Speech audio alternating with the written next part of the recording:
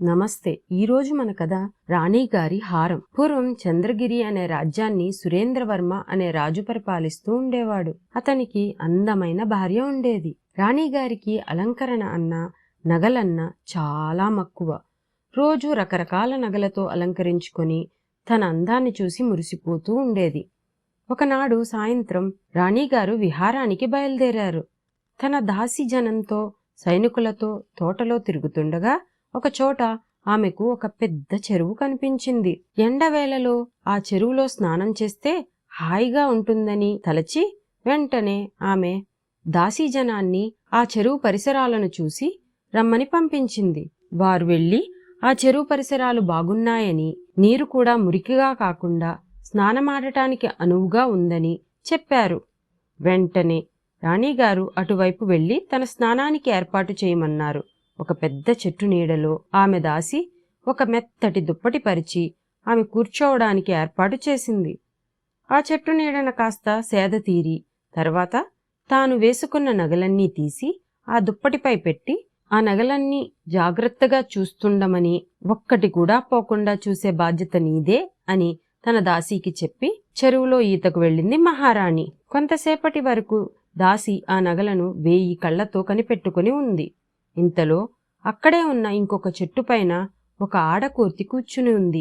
అది ఈ కొమ్మ నుండి ఆ కొమ్మకు ఎగురుతూ రాణిగారు నగలు ఉన్న చెట్టు మీదకి దూకింది. ఆ కోతి కళ్ళు దగదగా మెరుస్తున్న నగల మీద పడ్డాయి. ఆ నగలన్నిటిలోకి పెద్ద పెద్ద ముత్యాలతో అందంగా మెరుస్తున్న హారం దానికి ఎక్కువ నచ్చింది. ఆ ముత్యాల హారం చూసేసరికి దాన్ని ఎలాగైనా ధరించాలనే కోరిక కలిగింది కోతికి. ఆ ముత్యాల హారాన్ని ఎలా ధరించగలను?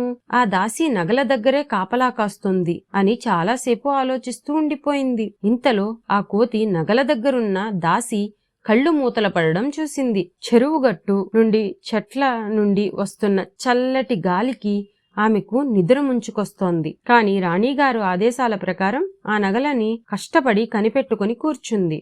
ఆ దాసి నిద్రపోకుండా ఉండటానికి పడుతున్న కష్టాలు చూసి ఈమె త్వరలోనే నిద్రపోతుంది, అప్పుడు ముత్యాల హారాన్ని నా సొంతం చేసుకోవచ్చు అని ఆ చెట్టు మీద కూర్చుంది. ఒక అరగంట తర్వాత ఇంక మెలకుగా ఉండటం తన వల్ల కాక దాసి చెట్టుకి ఆనుకొని నిద్రపోయింది. అదే అదనుగా ఆ కోతి ఒక్కసారిగా కిందకి దూకి చడీ చప్పుడు కాకుండా ముత్యాల హారాన్ని తీసుకుని అక్కడి నుండి పారిపోయింది. ఆ హారాన్ని మార్చి చూస్తూ మెడలో వేసుకుని మురిసిపోయింది. కాని మిగతా కోతులు తన హారాన్ని చూస్తే తమకి కూడా కావాలంటాయని భయపడి వెంటనే దాన్ని ఒక చెట్టు తొరలో దాచేసింది. తాను హారం దొంగలించిన సంగతి ఎవరికీ చెప్పకుండా ఊరుకుంది ఆ కోతి. ఇంతలో నిద్ర నుండి మేల్కొన్న ఆ దాసి ముత్యాల హారం కనబడకపోయేసరికి కంగారుపడి రాణిగారు ఏమంటారో అని భయపడి గట్టిగా అరవడం మొదలుపెట్టింది.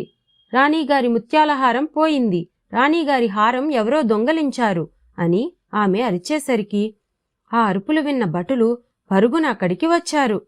ఎవరు దొంగలించారో ఏమిటో అడగకుండానే ఆ దొంగ ఎక్కువ దూరం వెళ్లి ఉండడు, అతనిని ఎలాగైనా పట్టుకోవాలి అని తమలో తాము అనుకుంటూ పరిగెట్టారు. ఆ చోటికి కొంచెం దగ్గరలోనే ఒక కట్టెల కొట్టేవాడు వారి అరుపులని విన్నాడు.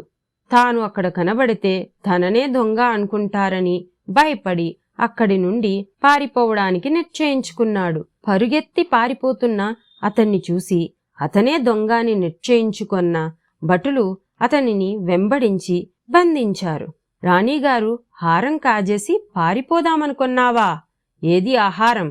ఎక్కడ దాచావు అని గద్దించేసరికి వారు కొడతారేమోనని భయపడి వీరిచే తన్నులు తినే కంటే దొంగతనం చేశానని ఒప్పుకోవడం మేలు అని ఆలోచించి దొంగతనం చేసినట్లుగా ఒప్పుకొని లొంగిపోయాడు. భటులు అతనిని రాజుగారి వద్దకు తీసుకొని వెళ్లారు. విషయం విన్న రాజుగారు కోపంతో ఊగిపోతూ, చెప్పరా, రాణిగారి హారాన్ని ఏం చేశావ్ అని అడిగేసరికి ఆ కట్టెలు కొట్టుకునేవాడికి నిజం చెప్పే ధైర్యం లేక, రాజా, నాకు ఆ హారంతో పనేమిటి, అందుకే కంసాలికి ఇచ్చేశాను అని సమాధానం చెప్పాడు. అయితే కంసాలిని ఇక్కడకు తీసుకురండి అని రాజుగారు ఆదేశించగానే నిమిషాల మీద అతనిని తీసుకువచ్చారు రాజభటులు. కంసాలిని కూడా ఆ నగ గురించి అడుగగానే అతను కూడా నిజం చెప్పడానికి భయపడి, రాజా, ఆ హారాన్ని నేను గుడిలో పూజారికి ఇచ్చేశాను అని జవాబు చెప్పాడు. ఇక గుడి పూజారిని విషయం అడిగేసరికి అతను కూడా ఆ హారం విషయం తనకి తెలియదని చెప్పకుండా భయంతో రాజుగారి కొలువులో ఉన్న సంగీతకారుడికి ఇచ్చాను అని అబద్ధం చెప్పాడు. ఆ సంగీతకారుణ్ణి అడిగితే అతను, రాజా, రాజనర్తకికి ఆ హారం చాలా నచ్చింది, అందుకే ఆమెకు ఇచ్చాను అని అతను కూడా అబద్ధమాడాడు. ఇక కోపం పట్టలేని రాజు రాజనర్తకిని వెనువెంటనే రమ్మని ఆజ్ఞాపించారు. ఇతరులలా కాకుండా రాజనర్తకి చాలా ధైర్యవంతురాలు. ఆమెను రాణిగారి హారం గురించి అడగగానే, రాజా, ఆ హారాన్ని నేను రాణిగారి మెడలోనే చూశాను. తర్వాత ఏం జరిగింది అనే విషయం నాకు తెలియదు. నాకు ఆ హారం ఇచ్చిన మాట అబద్ధం అని ధైర్యంగా చెప్పింది. ఇంతమందిని విచారించినా నిజం తెలియలేదు సరికదా? రాజనర్తకి జవాబుతో కథ మళ్లీ మొదటికి వచ్చింది. అప్పటికి రాత్రి అవడంతో అలసిపోయిన రాజుగారు, వీరందరినీ ఈ రాత్రికి బంధించి కారాగారంలో పడవేయండి, రేపు ఉదయాన్నే విచారించవచ్చు అని ఆదేశాలు జారీ చేశారు. ఇంతలో ఈ తతంగం అంతా చూస్తున్న ఒక తెలివైన మంత్రి రాజుగారి దగ్గరకు వెళ్లి, రాజా, మీరు అనుమతిస్తే నేను ఈ సమస్యను పరిష్కరిస్తాను అని అనుమతి అడిగాడు. దానికి రాజుగారు సరేనని అక్కడి నుండి వెళ్లిపోయారు. ఆ మంత్రి బాగా ఆలోచించి, అసలు వీరు ఎవ్వరూ నిజం చెప్పట్లేదని నా అనుమానం. హారం పోయిన ప్రాంతంలో కోతులు ఎక్కువ. ఏదైనా కోతి ఆ హారాన్ని అపహరించి ఉండవచ్చు కదా అని అనుకున్నాడు. నిజానిజాలు తెలుసుకోవడానికి ఒక భటుణ్ణి పిలిచి, వీరందరినీ ఒకే గదిలో ఉంచండి. రాత్రంతా నువ్వు కూడా అక్కడే ఉండి వారు ఏమి మాట్లాడుకుంటున్నారో నాకు క్షుణ్ణంగా చెప్పు అని ఆదేశించాడు. మంత్రి ఆజ్ఞ ప్రకారమే ఆ భటుడు వారందరినీ ఒకే గదిలో ఉంచి రహస్యంగా వారి మాటలను వినసాగాడు.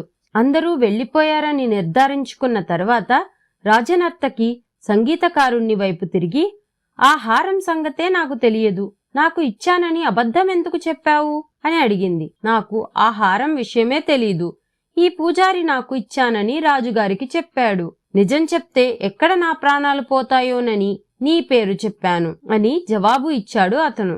వారిద్దరూ పూజారిని అబద్ధం ఎందుకు చెప్పావని అడిగితే కంసాలి తనను ఇరికించాడని చెప్పాడు.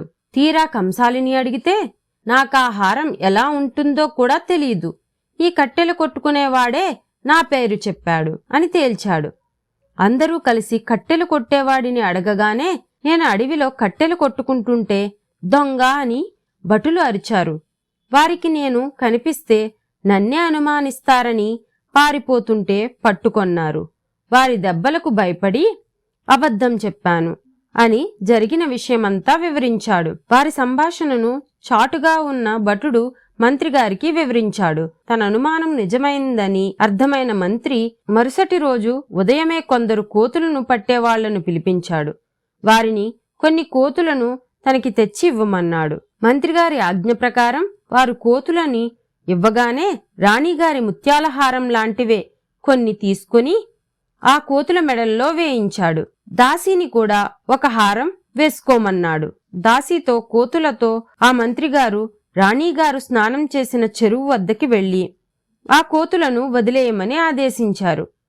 మెడలో మెరుస్తున్న హారాలతో ఆ కోతులు అడవంతా తిరగసాగాయి. ఇంతలో అసలు హారాన్ని దొంగలించిన కోతి మిగతా కోతులకు కూడా హారాలు ఉన్నాయని గమనించి చెట్టు తొర్రలోంచి తన హారాన్ని తీసి మెడలో వేసుకొంది. అలా కొంతసేపు వాటిని ఆడనిచ్చి మంత్రి దాసీ వైపు తిరిగి, దాసీ, ఇప్పుడు కోతులు చూస్తుండగా నీ మెడలో హారం తీసి క్రిందికి పారేయ్ అని చెప్పాడు. దాసీ అతను చెప్పినట్లు తన హారాన్ని పడేయగానే కోతులు చూసి తమ హారాలను కూడా ఆమె హారం పక్కనే పడేశాయి. వెంటనే భటులు ఆ కోతుల మందను అక్కడి నుండి తరిమేశారు.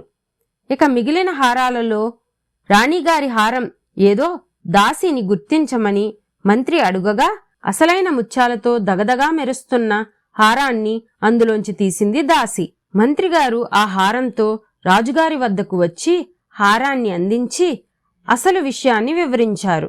ఒక కోతి చేసిన పనికి అందరినీ బంధించానే అని రాజుగారు బాధపడి ఆ 5గురిని వదిలేశారు. రాజుగారికి మంత్రిగారికి కృతజ్ఞతలు చెప్పి వారు వెళ్లబోతుండగా మీరు చెప్పిన అబద్ధం మీ ప్రాణాలకే అపాయంగా మారింది చూశారా?